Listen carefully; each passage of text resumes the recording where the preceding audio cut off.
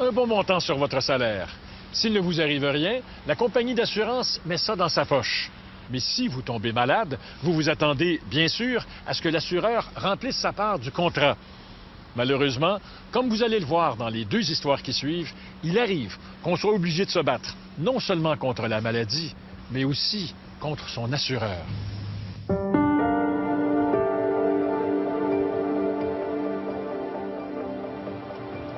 Je m'appelle Michel Bouchard. J'ai travaillé ici durant 7 ans, jusqu'au matin du 14 avril 2009.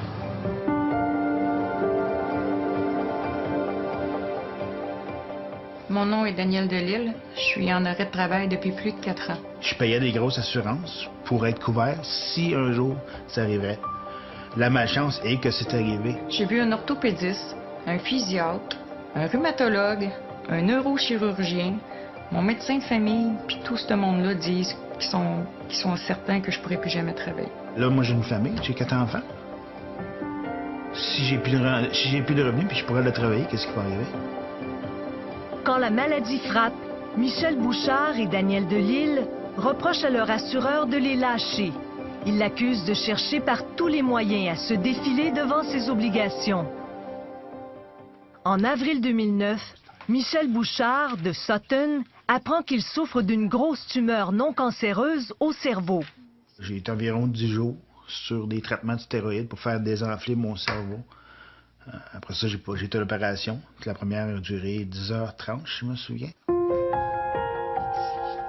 Sportif accompli, ce vétéran décoré par l'armée mise sur une discipline de fer pour vite retourner au travail. Mais un mois plus tard, son corps le lâchera de nouveau. Encore une autre opération d'urgence de 8 heures,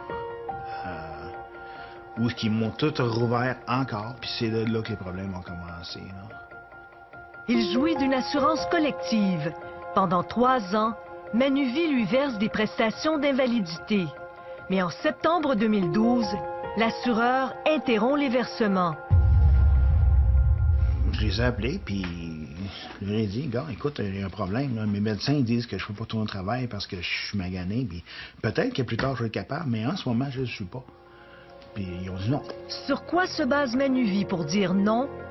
Certainement pas sur l'avis du médecin de Michel Bouchard. Moi, je vois difficilement comment il pourrait fonctionner dans un cadre normal de travail. Le docteur Denis Le Sieur est médecin de famille depuis 33 ans. Moi, mon évaluation, c'est que tous les médecins qui l'ont suivi assez longtemps, longitudinalement, croient qu'il y a vraiment des douleurs, puis que ces douleurs-là le rendent inapte à travailler. Ce patient-là, il était normal, il n'y avait pas de problème, il est opéré pour une chose quand même inhabituelle.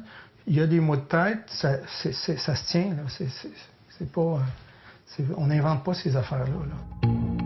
Manuvie cessera de payer M. Bouchard sur la base d'un seul test d'évaluation de ses capacités fonctionnelles. C'est 2 jours, là. Mais j'ai quand même fait 3 chutes.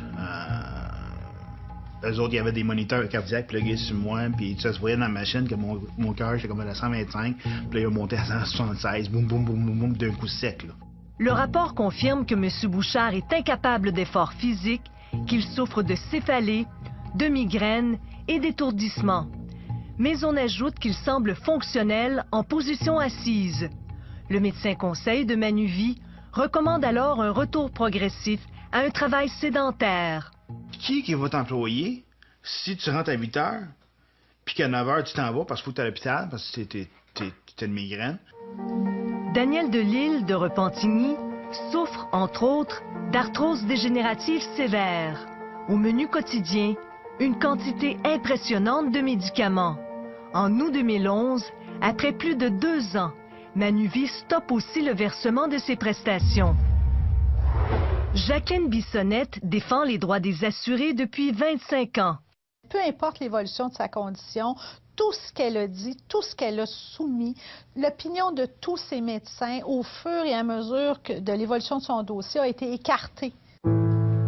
L'assureur écarte non seulement l'opinion de ses médecins traitants, il choisit de la prendre en filature. Les 4 et 7 septembre 2012, elle a été filmée faisant des courses et marchant sans aide sur une distance d'1,9 km. 2 semaines plus tôt, j'avais reçu multiples injections à la colonne vertébrale, des injections de xylocaïne, de cortisone et dans les 2 genoux. Et on m'avait mis sur les narcotiques. Madame Delille embauche l'avocat Steve Marsan et intente une poursuite contre Manuvie. On voit à l'occasion qu'une expertise médicale va donner les motifs raisonnables pour ouvrir une filature. Et je pense que c'est ça qui manque dans ce dossier-là. C'est ça qui aurait dû être fait. Ça m'a toujours impressionné de voir la vitesse à laquelle ils ont envoyé madame en filature, là, au lieu de l'envoyer en expertise. Manuvie n'enverra pas Daniel Delille voir un médecin expert. L'assureur se fie uniquement à la filature et à son médecin conseil, qui estime que les rapports d'examen ne corroborent pas les diagnostics de ses médecins traitants. Le médecin conseil n'a jamais vu ni examiné Madame Delille. Charles Bernard est président du Collège des médecins du Québec. C'est comme si j'avais un rapport d'examen à votre sujet, sans vous avoir jamais vu, sans vous avoir jamais examiné, puis je porterais une opinion globale sur vous sur la seule fois d'un examen. Alors ça, c'est un petit peu difficile. Mais vous n'êtes pas d'accord? Vous n'êtes pas d'accord avec cette façon de faire? Bien, écoutez, nous, on pense que pour avoir une évaluation complète du patient, il faut avoir vu le patient. Michel Bouchard réclame une révision de son dossier.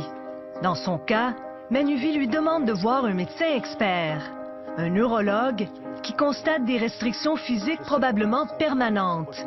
Mais il estime que plusieurs de ces symptômes sont subjectifs. Il évoque une amplification très théâtrale des symptômes allégués. Le docteur reconnaît que j'ai des problèmes encéphaliques, mais aussi il parle de théâtrique. Ça a l'air que je suis un comédien, là. Son champ d'expertise, c'est la neurologie, c'est pas la psychiatrie. Il est en fait le seul à avoir dit ça, alors que tous les experts, tous les médecins semblent avoir noté bien au contraire que c'est un monsieur qui collabore, qui donne la mesure, qui est honnête, qui donne l'heure juste sur sa condition. D'abord optimiste, le neurochirurgien David Mathieu, qui a opéré Michel Bouchard, se ravise. Dans une lettre à Manuvie datée de mai 2013, il conteste la décision de l'assureur. Il écrit « Il m'apparaît donc inadéquat d'avoir mis fin unilatéralement à ces prestations en septembre dernier. » Ce qui frappe, c'est lorsqu'un assureur écarte les opinions de médecins à la fois traitants, mais spécialistes traitants aussi, qui sont bien étayés, puis qu'on écarte ça du revers de la main en disant « Vous ne nous convainquez pas », mais là, je comprends pas cette position-là.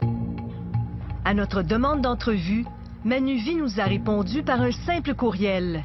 L'assureur refuse de commenter des cas particuliers. Il affirme évaluer l'état de santé et les capacités fonctionnelles d'un demandeur de façon équitable et lui offrir un processus d'appel. Moi, je lâcherai jamais tant que je vais être vivante. Je sais que j'ai payé des primes pour quelque chose que j'ai droit, puis je verrai pas pourquoi que j'abandonnerais. J'abandonnerai jamais. Sur la foi des mêmes rapports médicaux, la Régie des rentes du Québec, elle, accepte leur demande. Pourtant, ces critères d'invalidité sont beaucoup plus restreints que ceux des assureurs privés. Faut que ça se règle, mais au moins le gouvernement nous aide. Les autres, ils ont accepté. Fait que, là, moi, j'ai reçu de l'argent. J'ai reçu un chèque qui retourne en arrière. Puis ce chèque-là, payer mes cartes de crédit. J'ai tout passé dans les billes. Parce que ça fait un an que ça s'accumule.